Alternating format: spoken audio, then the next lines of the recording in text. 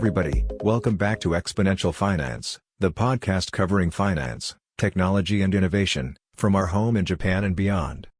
In this episode, Tiffine Wang, partner at MS&AD Ventures, an early-stage venture fund backed by one of Japan's, and the world's, largest insurance groups, shares with us the stages of her career, and how this has shaped her investment approach. Tiffany is passionate about investing in big market bets that positively impact humanity and was voted as one of the emerging leaders in corporate venture capital in 2021 and 2022. Most recently, Tiffany has been named Women of Influence by the Silicon Valley Business Journal. And now, please welcome Tiffine Wang, partner at MS&AD Ventures.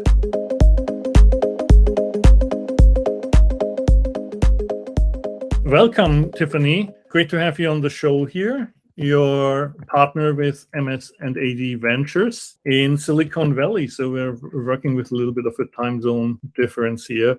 It's good morning for me and good afternoon for you. Thank you so much, Norbert. I'm really happy to be here with you today. Very excited about going to visit Tokyo next week. Hopefully everything works out and I'll be there. It's wonderful. And so before you come here, we can have a bit of an education for everybody as to what MS&AD is and what you do as part of Ventures and your investment approach. For sure. So MS&AD Group is a large Japanese insurance conglomerate, and MS&AD Ventures, we have one sole LP. They back our fund. We're basically an early stage global fund focused on seed and Series A. We make investments all over the world, with the exception of Japan. So we'll do insurtech, FinTech, mobility, digital health, impact, climate. We're mainly looking for unique data sets that potentially can touch financial services or insurance, which is a lot of different things. We've been around for about 3.5 years and have over 75 companies in our portfolio to date. And we have investments in Israel and US, scattered throughout Europe, Middle East, just sort of all over the place. As a CVC, have you still structured it in the shape of funds? Do you treat them as cohorts and measure performance for them as like fund 1, 2, or 3, like you would do as a VC? Yeah, so we're currently deploying out of Fund 3, and we're wrapping up board meetings to raise Fund 4. What I really love about MS&AD and one of the reasons why I joined is you get the best of both worlds. So we're structured like a normal institutional VC. All the decision making stays within my team. There's 2 other partners, there's 3 partners.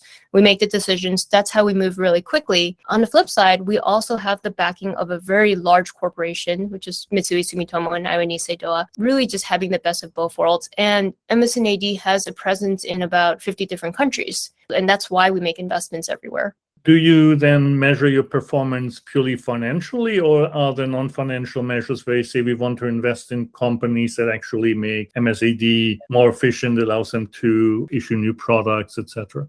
Absolutely. So both is very important. So what we believe is that a financially sound startup is going to be also ones that, and it needs to be financially healthy in order to stay alive and give great strategic return. But we know where the capital comes from. So both strategic as well as financial returns are equally important. So what I find with this type of arrangement often, so while you have a certain strategy that comes with the funds or a certain capital allocation, if there's a really, really good opportunity that you're convinced of and you convince the headquarters of, because they have such a large balance sheet, they can open the coffers and you can go beyond the initial fund allocation, right? We have had a couple of companies that, our initial fund 1 was only 40 million, fund 2 was 80, and I think fund 3 is another 80. And so, there are times where we can't write very large checks out of our funds, but we definitely have passed a bunch of the later stage investments over to headquarters to write bigger checks. And we're in discussion, potentially seeing what we can do for the later stage, but that's early in discussion. But for sure, headquarters can write much bigger checks.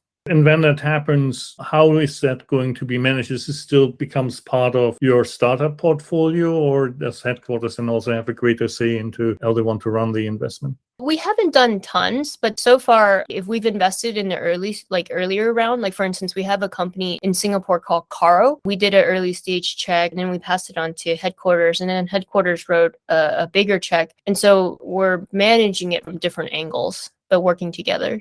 Insurance is super interesting. As you said at the start, there's so many tangential industry that have an impact on how we could view insurance or how we sell insurance or how we support policyholders when it comes to health, for example. So you're not a born insurance professional, let's say. You've become one over the last 3.5 years, but also your path into venture capital was maybe not entirely traditional. So can you talk a bit about your path and how you then ended up in venture capital? Happy to share more about that. Well, I grew up in a family of small business entrepreneurs. My family had migrated from Taiwan to the US, but I was born and raised in San Francisco. So I've always believed in like just trying and doing new things. And, sometimes people build businesses out of necessity. Like that was what a lot of people did when they first migrated to the US. And so going in with that mentality, I was all about learning interesting new things. When I started out, I was doing biochemistry research. I was working in a lab. And I did that for a little bit. And then I realized that, I didn't really want to be in a lab for the rest of my life. And then I just moved into being a case manager. Actually, I taught first grade in between for a few years, which is a little bit different. It was like one of my dream jobs. And then after so long, you're just like, okay, I can only talk to 7-year-olds for so long. Moved into economic and workforce development and did case management work. Really loved it. But what I found is that there was always more people who needed help than I could help, and it was very difficult to scale. So I wanted to go to B school, but my new boss at that time just really didn't like me, and he didn't want to write a recommendation for B school for me. He was like, I don't believe in it, which is kind of ironic coming from a Goodwill. So I just had to jump in and learn on my own. And the great part about being in Silicon Valley was like there was a lot of different people who was just very open about ideas. So as long as you're willing to learn, you're able to just sort of find the right people and start building things. I learned very basically how to code, and I realized I didn't want to become a developer. I found this group called The Alchemists, which is a early stage enterprise accelerator. Very early on, it was actually an entrepreneurship training program for technical founders. And I went in there and just met a bunch of really great people, figured out how to support them with their startups, but also got access to some of the best mentors in Silicon Valley. And that's how I jumpstart my tech career. I mean, it was run by a VC. I then was recruited by this other program called European Innovation Academy to help them build out their entrepreneurship training program. Started in Estonia, then went to France, Portugal, then Qatar, just like all over the world, and spent some time building out that program, and then did more operational work. Eventually got picked up by Singtel Group, which is a very large Singaporean telco conglomerate. And there I got, a lot of really great training and mentorship to build very large businesses, especially in Southeast Asia. So it was Singapore, Indonesia, Thailand, Philippines, as well as Australia. And then from there, got put onto the ventures team. So I was able to work with a lot of earlier stage startups, a bunch of them sub 10 million in revenue, and working in like cybersecurity networks, infrastructure. And then afterwards, I went broader and started to work with a few more groups and started to also do like healthcare and gaming, for instance. After about 5 years there, one of my partners was leaving. And so I was starting to look around and met my partners at MS&AD. And they said, hey, we do early stage. And it's like, you never hear of like a corporate doing early stage. True to what they're saying, I moved over, just been doing tons of early stage deals. We've also done a little bit of late stage as well. And what was very much aligned was our core values of taking some of the things that we're doing, making the world better, which is very much aligned with the value system of MS&AD Group. So that also explains how you ended up with a Japanese company as a mothership. Now, Singtel is a very fascinating beast in its own right. It's the largest telco, probably still. I haven't looked at the numbers more recently, but last time I checked was like 700 million subscribers or so. Do you think actually in terms of the approach and the breadth, as we said, insurance has so many touch points across other industries. If you use telco as a platform, there's basically also no limit as to the industries that you could invest in, right? So maybe there's a common thread in there that we can weave through your career. I think that is definitely the common thread. When I moved into venture and corporate innovation, it was one of the jobs that actually kept me for a very long time. I used to switch jobs every 2 years or so because I would get bored. Like I'll learn how something works, and then it's like I'm going to go find something to learn something new. With venture capital, with corporate innovation, it's always learning something new. For instance, we've been looking at Web3, blockchain stuff. I've been looking at that for quite some time, right? And like when I moved over here, it's always about staying 1 or 2 steps ahead. I know that the questions from the executives will come about a certain topic. It just takes a while to maybe bubble up to the executives. But I always try to train and get my team to be like up and running and understanding some of the technologies a little bit earlier before the executives ask. And that's part of the fun of corporate innovation. And then regionally, it's of course very different, talking about ASEAN on the one side and then Japan on the other. How would you compare and contrast the two regions from the perspective of your investment activity, but also from startups entering these markets? I think there's two pieces to it. When I was doing tech scouting for a telco organization versus an insurance organization, one of the biggest shockers for me was how little technology was being used in insurance. Originally, I thought it was maybe this was the MS&AD thing, but after spending, a lot of time in insurance, I realized like this was pretty true across the board. A lot of insurance companies are now spinning up engineering teams and figuring out how to become more tech enabled. But when I first started, it was a really big shocker for me. Even when I did find technologies, they wouldn't quite understand it. In terms of key differences, I've been very lucky to work all over the world. And I think Japan is a very unique country and a unique culture, like a lot of different cultures, but it's one of the most difficult cultures to be able to penetrate. But they're very kind. And I think that's also part of the fun and what I love about doing international business. In Singapore, so Singapore and Australia, where Singtel had a very large presence, minimally everyone spoke English. For doing tech scouting for a Japanese organization, not everyone in the company would actually speak English. With that said, MS&AD has a very large presence all over the world. So they have even in Singapore and Southeast Asia. So there's plenty of teams that do speak English. But the core headquarters, there's definitely people who speak English, but also a lot of people who don't. But the understanding of English and Japanese is only one layer. There's also the cultural differences, right? It's like what they say and what they really mean. And I think that is something that takes a little bit of time to adjust to. If you invest in something that has a use within the larger group, is there an approach where you see this is a good catalyst in distribution or manufacturing, the policies, because of the level of understanding and maybe also the speed of movement, you take advantage of deploying it actually outside of Japan within the group in a subsidiary, prove it there, and then move it to headquarters and mitigate the risk of implementation through that staged approach? It depends, because we have investments all over the world and we also have different people with different risk tolerances. There's one or two groups in Japan that happens to be able to move really quickly, right? And I love working with that unit. There are some groups where maybe it's a little bit easier to integrate, maybe in Singapore or in Europe, to go to market to Europe first. So it depends. There isn't a strict rule of whether I would go to one place versus another first. With that said, sometimes we invest in very, very early companies, and we definitely recommend they don't go to Japan right away because Japan is extremely difficult to penetrate. Ideally, you have enough funding so then you can hire some local staff, which isn't always the case. For the very, very younger ones, we think go after lower hanging fruit first. Like if you're a US company, go and find a couple more US customers. It's a little bit more natural maybe to go to Singapore, Australia, or London because, they're English speaking places versus going to Japan. But sometimes if the technology is very unique and they can serve Japan, then you figure out how to make it work. But typically to take a company to go to Japan, you want to go a little bit on the later stage. When we look at this insurtech space in a very broad sense, what are the hot things that you're currently looking at?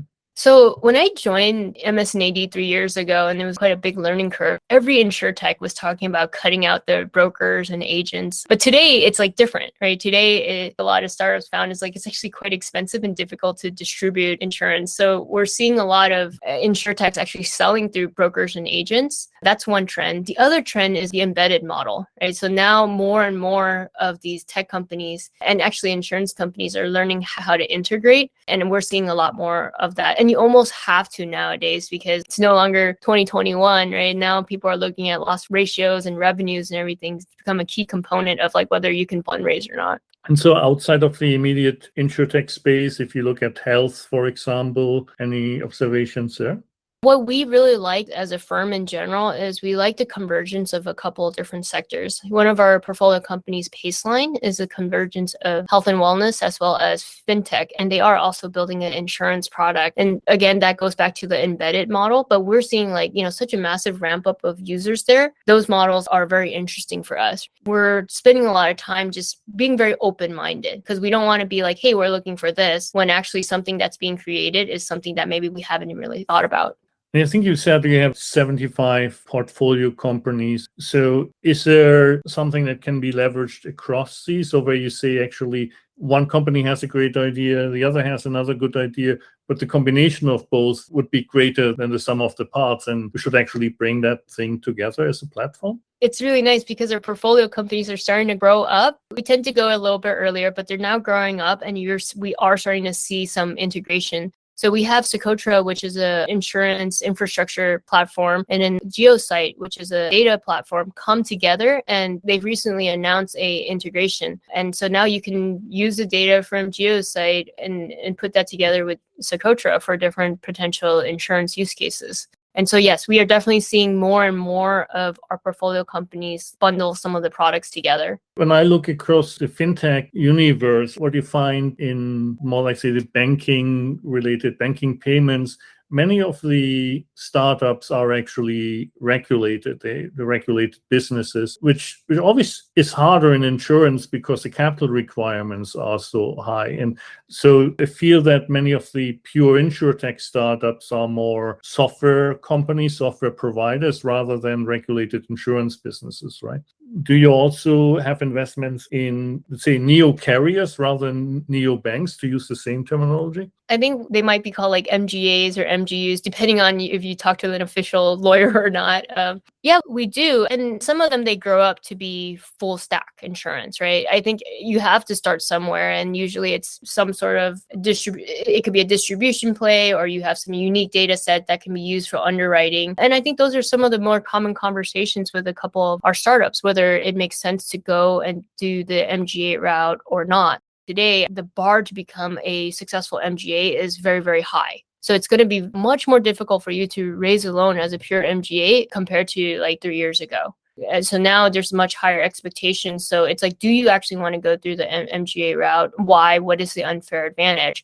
Is there something else that you're doing that might make a lot more sense? So yeah, we're definitely open to it, and we like those, and we have plenty of MGAs in our portfolio, but with so many of them like churning out, and it comes down to like, is it good risk? Japan in particular, as the home market, is prone to natural disasters. We get them regularly already, and probably still waiting for the next big earthquake, which has multiple components. And one is concern around ESG. Let's not make the storm occurrences or so more frequent. So that could be an angle. And the second is also just the pure magnitude. If you look at some of the estimations, if there was a Tokyo earthquake, the number of claims that would have to be processed. So it's more an operational aspect. Right? What can be done to make this more efficient so that we actually get money into the hands of the policyholders so they can rebuild their lives? That would be of a domestic interest, I think. Is that something that transpires in your considerations and portfolio as well? Yeah, and we actually look at it from all over the world, not just Japan. Yeah, we do understand that there's a lot of risk in Japan. We not only want to do quicker payout, the other thing is we want to prepare people better for disasters to prevent as much as possible, right? It's like whether it's like moving something to a certain place, or like don't build something there, or doing a lot of preventative care. We're about building a resilient lifestyle, whether it's a building or a structure or a human or a family unit or even pets, right? What are some of the things that we can really do from a preventative care perspective so that the bad thing doesn't actually happen, or when it does happen, the impact is not as big? Insurance is like one of these places where like I think people don't exactly like love insurance, right? When I joined and I started to learn more about insurance, I was like, what would we need to do to make insurance better for the world? And when you look at it from that lens, it's really like, people feel like, oh, insurance is such a ripoff. It's not doing anything. How do we actually figure out how to build a product where insurance is doing something? Insurance is providing a lot more value to you. So we spend a lot of time having discussions and looking at technologies that could potentially do that. Maybe give some examples of the companies that you have in your portfolio where you think that they make insurance actually a positive experience. Actually, it doesn't have to be I love insurance. It could be, how do we get humans what they need even without insurance? I'll give you an example. We invested in a company called Blueberry Health. It's basically a pediatric telehealth solution. And this is in the US. They were able to get the cost of care to less than $20 or so a month. And so you have unlimited access to pediatric care on an app, right? Instantaneously. In the US, I know the coverage in Japan is a little bit better, but in the US, the coverage is quite terrible. When I was talking to the founder, he says, I want to make pediatric care a utility. Just like internet and electricity, I want everyone to have access to care. So he was able to do this without insurance. Ironically, now insurance companies want to work with him because by using them and doing the preventative care, it actually drives down the cost of insurance. It's really inclusion, and with banking and payments, we talk lots about financial inclusion, and this is the inclusion along a different dimension that is no less important. We spend also a lot of time thinking about financial inclusion. We have another portfolio company called Share. They allow users to share basically their credit. And one of the insurance products that they had built is like, it's for migrant workers. It started in Dubai, but I think they're in over 100 countries. If, for instance, you're working in a different country that's not your home country, and like something happens to you and you die, and you need to get your body back home, most of the people, if you have to leave your country to work something somewhere else, probably can't afford that. Share had built an insurance product that enables you to be able to get the body of your loved ones back home. I think traditionally a lot of insurers don't want to, like, it would fall into the not very good risk, right? But we're like, hey, is there a way where we can figure something out to collect enough information or data to create some sort of insurance product around this that actually supports people who might not be, fit into these perfect boxes of good risk? There's always been these statistics about the protection gap in insurance. And of course, the insurers would like to close that gap. Means writing more insurance policies. Often we think about this also in developing countries where insurance is maybe not that much present, but with your example also about the pediatric care, in the same way you have unbanked population, you have uninsured population, even in developed countries. And when you look at these markets across the globe, what is your focus and where is the greatest opportunity that can be reasonably tapped? So is there an easier to tap opportunity in the uninsured markets in the developed world because maybe they'll have a higher dollar value, or is it the millions or tens, maybe 100 millions of people in the developing world that growing into the middle class and buying insurance for the first time maybe? Actually, when I was younger and when I first started in venture, my partners wanted me to stay focused. I was in North America, don't go outside of your box, It's very understandable, right? Because before the advice used to be like, if you see something interesting, go find the Silicon Valley version. Let's do that, right? But inside, I have always felt like there could be like really good entrepreneurs all over the world. We had invested in this company. It's a Singaporean-based company called Multiplier. But essentially, they allow you to hire employees from all over the world and make it very, very easy to set people up. I think it was also like from a timing perspective, it was always really great too, because they started to get very, very popular right when COVID hit. So it was like suddenly people didn't know what to do. People didn't know how to hire. People now can also move and work everywhere. And so we don't care so much about like where the company is started on. We wanted to have terms that make sense and we understand. But whether it comes from Germany, whether it's in Singapore, whether it's in US, and when I go visit to Japan, I'm really hoping to find more like global companies out of Japan. You can actually build a product from anywhere in the world now today to serve anywhere else. And we do have a couple of our companies that are global first, which was not accepted that much like 10, 20 years ago.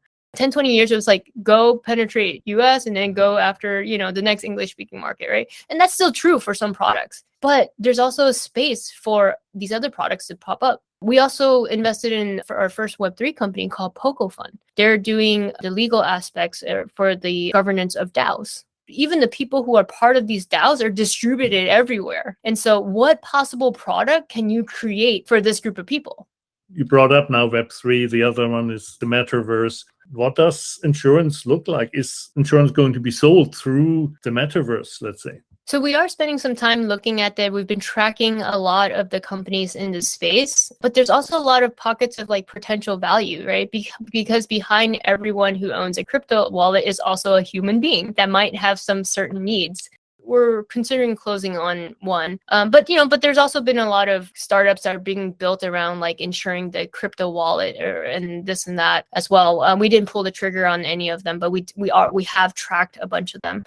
But I think there's just a lot of unique models. I mean, like the crypto asset class is like valued in the trillions. It's going to be spent somewhere.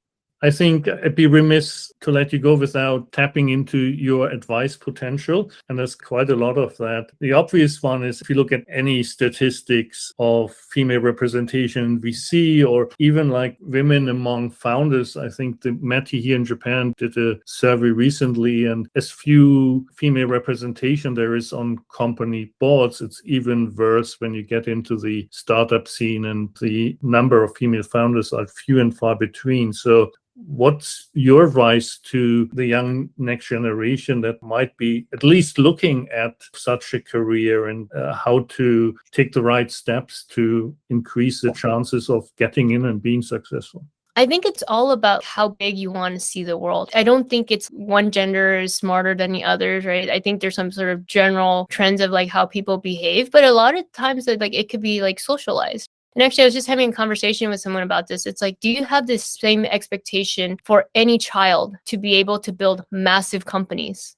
For any smaller ecosystem, which is having the expectation, like if you take a look at like Israel, everyone is trying to build a global company. And guess what? There are so many more global companies, massive global companies coming out of Israel. There's also the ecosystem that supports it. And I think that's the same thing, is that we need to set that same expectation, whether it's women or Japan, or like whether you're from some remote island somewhere, which is setting the expectation that you will be able to build a very large company. You have to build a network. You have to, have the right people around the table to build that type of company. But I think it starts out with the expectation that's what you're going to do. It's like a no limit mindset, basically. Yeah. I mean, you basically go as far as like how far you want to go, right? That's interesting culturally. It feels a bit like that's the essence of like an American approach, isn't it? It is. It is a very American approach, right? Like overly optimistic, think big. But we also have a lot more bigger companies coming out of here because, they're stupidly optimistic.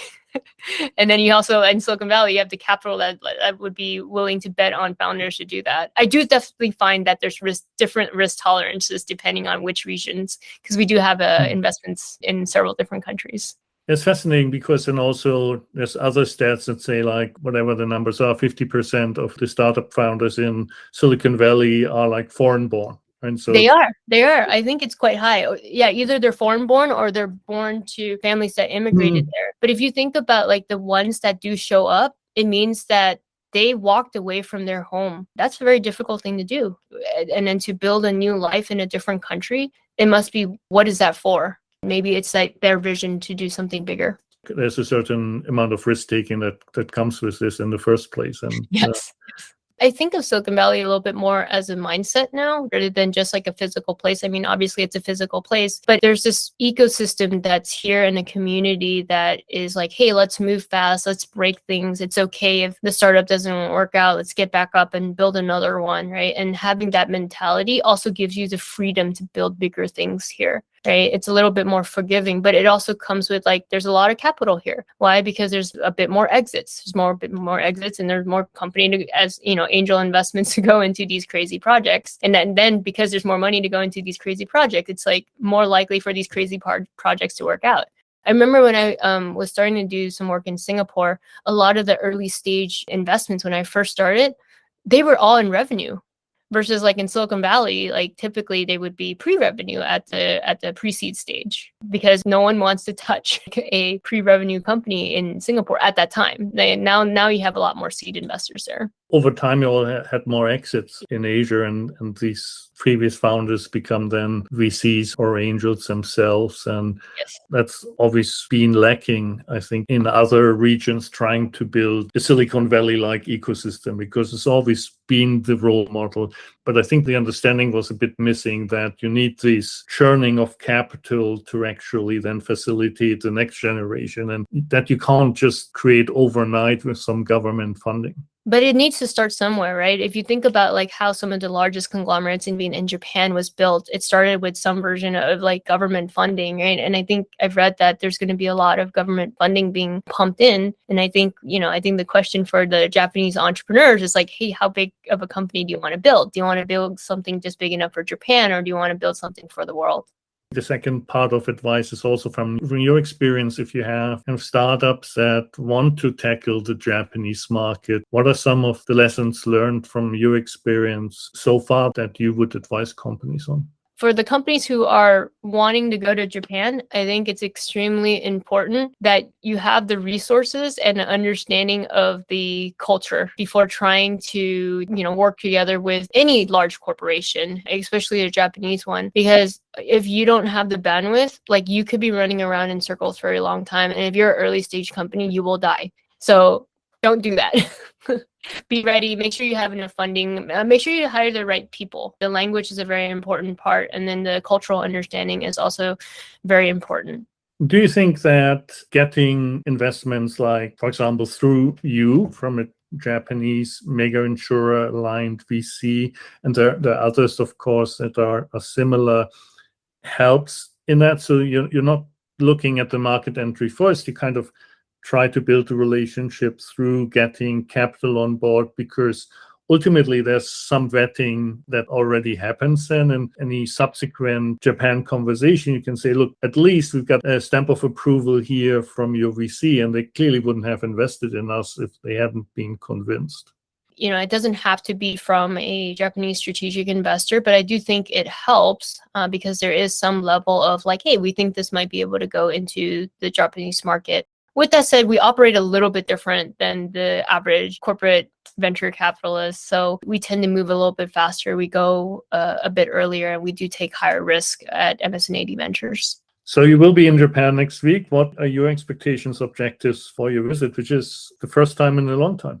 Yeah, I'm very, very excited about getting to Japan. There's a couple of things I'll be doing. I'm running this women leadership roundtable, and then we're bringing cross-border investors and entrepreneurs together to have a discussion about exactly this topic. We have a couple of interviews that I'm doing over there, and then spending time with LP and headquarters. And then just immersing myself into the Japanese culture. One of the things that I'm a little bit nervous about is I'm planning to run some roundtable discussions, and hopefully everyone will be speaking up in that roundtable and not just me. So wonderful. Thanks very much, Tiffany. It will be great to see you here in person next week. And anybody is interested to have a conversation, then hopefully this helps for them to find you as well. Great. Thank you so much. I really appreciate it.